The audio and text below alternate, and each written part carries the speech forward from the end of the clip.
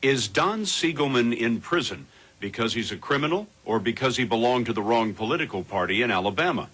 Siegelman is the former governor of Alabama, and he was the most successful Democrat in that Republican state.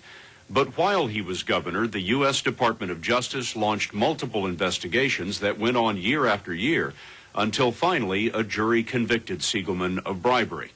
Now, many Democrats and Republicans have become suspicious of the Justice Department's motivations.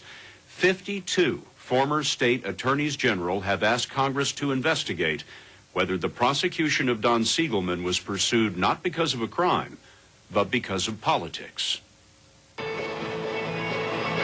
10 years ago, life was good for Don Siegelman. After he became governor, many believed he was headed to a career in national politics. In 1999, Siegelman's pet project was raising money to improve education. So he started a campaign to ask voters to approve a state lottery. He challenged Republicans to come up with a better idea. You tell us how you're going to pay for college scholarships. You tell us how you're going to put state-of-the-art computers inside every school in this state. But now the applause has long faded. This is Siegelman today, emptying a mop bucket at a federal prison camp in Louisiana. He's doing 7 years. The main charge against him was bribery, giving a position on a state board to businessman Richard Scrushy, who made a big donation to that lottery campaign. There was a star witness, Nick Bailey, a Siegelman aide who had a vivid story to tell. Mr. Bailey had indicated that there had been a meeting with Governor Siegelman and Mr. Scrushy, a private meeting in the governor's office, just the two of them. Doug Jones was one of Siegelman's lawyers. And as soon as Mr. Scrushy left, the governor walked out with a $250,000 check that he said Scrushy had given him for the Lottery Foundation. Had the check in his hand right then and there. Had the check in his hand right then. That Scrushy had just handed to him, according to Bailey's testimony. That's right. Showed it to Mr. Bailey, and Nick asked him, well, what does he want for it? And Governor Siegelman allegedly said, a seat on the CON board. Nick asked him, can we do that? And he said, I think so. The CON board regulates hospital construction, and Scrushy ran a healthcare company. Both Siegelman on the left and Scrushy were convicted in federal court.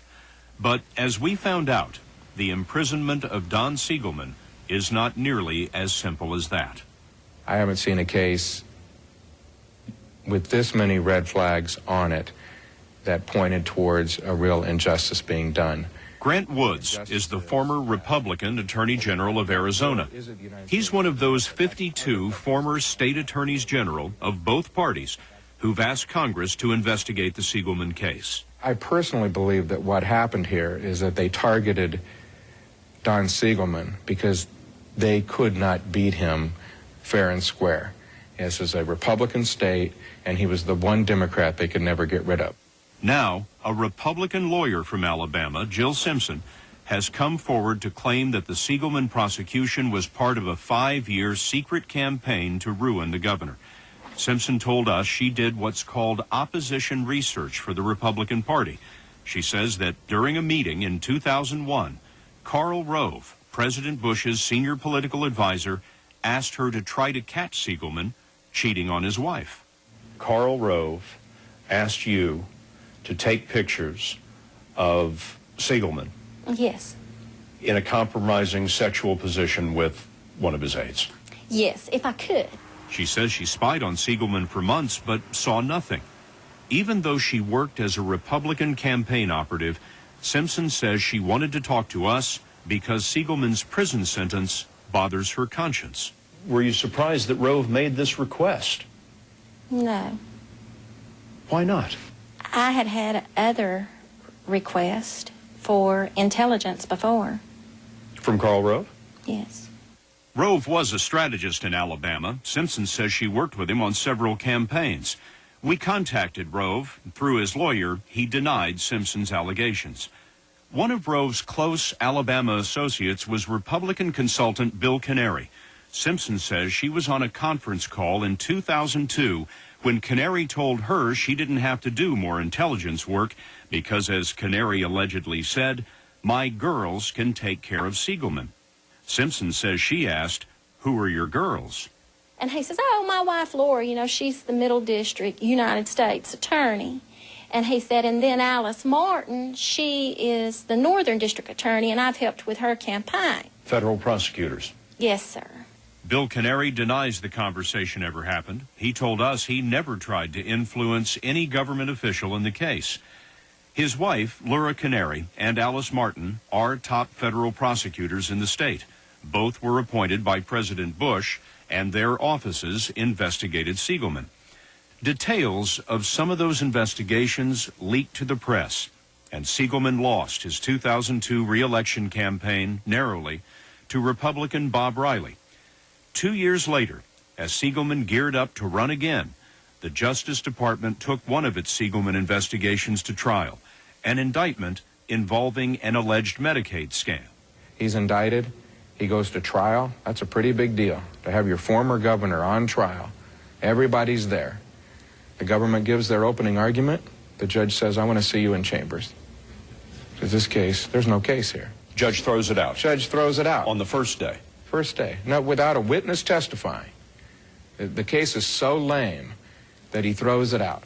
Vindicated, Siegelman focused on winning the 2006 election.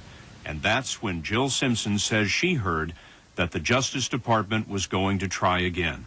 She says she heard it from a former classmate and work associate, Rob Riley, the son of the new Republican governor.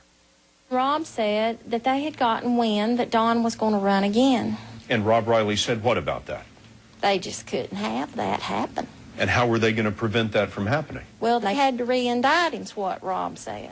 Simpson told the same story under oath to congressional investigators in a closed session. Rob Riley told us that he never talked to Jill Simpson about this. 4 months after Simpson says they spoke, Siegelman was indicted on new charges. Doug Jones, Siegelman's lawyer, says one of the prosecutors told him that Justice Department headquarters in Washington had ordered a top-to-bottom review of the case. Today, the Alabama prosecutors deny that it was Washington, but whoever ordered it, there was a big boost to the investigation. They started over. People started getting subpoenas that had never gotten subpoenas before for testimony, for records. The governor's brother, his bank records started getting subpoenaed. The net was cast much wider than had ever been cast before. You know, on the other hand, what's wrong with the Department of Justice vigorously investigating a case if they think there is an indictment to be made on public corruption charges? Well, you still have to investigate crimes, not people. It undermines the entire system of justice because at that point, anybody can be a target. Any prosecutor can look across the table and say, you know what, I just don't like you. The prosecution was handled by the office of U.S. Attorney Laura Canary, whose husband, Bill Canary, had run the campaign of Siegelman's opponent, Governor Riley.